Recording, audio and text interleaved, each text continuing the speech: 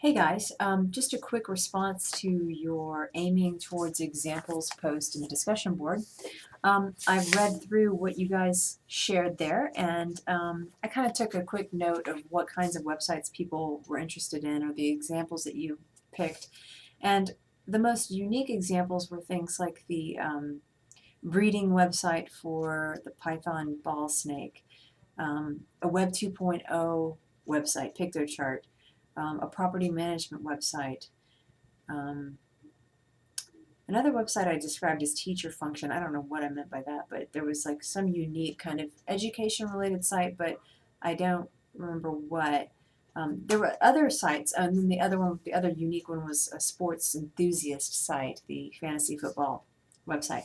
And all of these are great examples because the sites you picked were good websites. There was something going on there that you liked. They're also, the most popular kind of site seemed to be what I would call a teacher blog or teacher website. There are about 9 of you that picked examples of those, which makes me think maybe that's what you want to create for your major project in this class. And then there were about 6 people who picked other educational sites that were more informative in nature. But what these sites showed me and your what your posts showed me was that even for people that picked similar types of sites that you might be able to categorize together, like a teacher blog or teacher website, if you read carefully about the analysis that you did of those sites, you'll notice that those were still often for different audiences. Sometimes they were for parents, sometimes they were for the students, sometimes they were for other teachers to benefit from. Um, and then again, we had multiple audiences across these other unique types of sites. So as you begin to think about what kind of website you want to work on for the second half of the class, it's really not the second half, it's more like the last third of the class. You will be building a website and turning that in, and you're going to think a lot about your audience. Who do you want to use that site? And given that audience, what is appropriate in terms of your color scheme and your navigation and the way you write your content. What are the functions of your website? What are people going to be able to do? Are they going to be able to read when they get to your website? Are they going to be able to click through a photo gallery? Are they going to be able to access templates that you want them to use because it's a classroom teacher site and maybe there's a homework worksheet? Are they going to access worksheets? What are the functions of your site? And you want to be saving and collecting examples. So I recommend 2 things. One, that you have a folder, probably a Google Drive folder would be good, so that you can use it everywhere.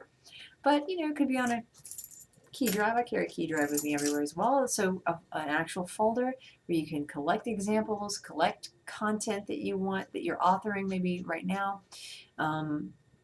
And so save and collect, and also maybe create like a Google Doc or Word doc or something where you can quickly paste links to websites that maybe have color schemes that you admire, layouts that you admire, maybe teachers that are doing really cool stuff on their website, for example, and you like the functionality.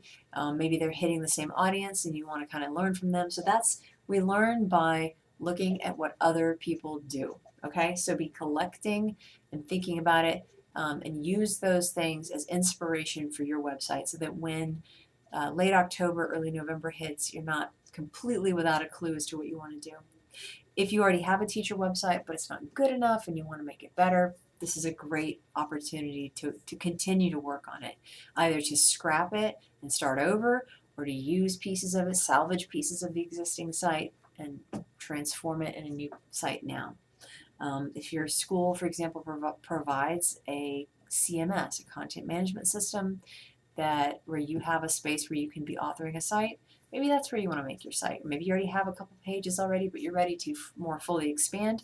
When you guys introduce yourselves early in the semester, I often go look you up on your school websites, and a lot of the time they do have a few pages on their school website, but those pages can be expanded. So these are just a few quick ideas, but thank you for sharing on this discussion board. Be thinking about what you're going to want to make a website for. Probably needs to have at least 3 pages. And I do have a rubric inside of the major project Dropbox. You can go look at that. I may tweak it slightly, but it's really going to be very similar to that. So if you want to know what what the heck I'm talking about. It's that final project. I don't have it open right now because my computer had to be rebooted just a minute ago because it completely died. But anyway, let me know if you have any questions. But do be thinking, do be collecting, and that's it. All right, thank you so much.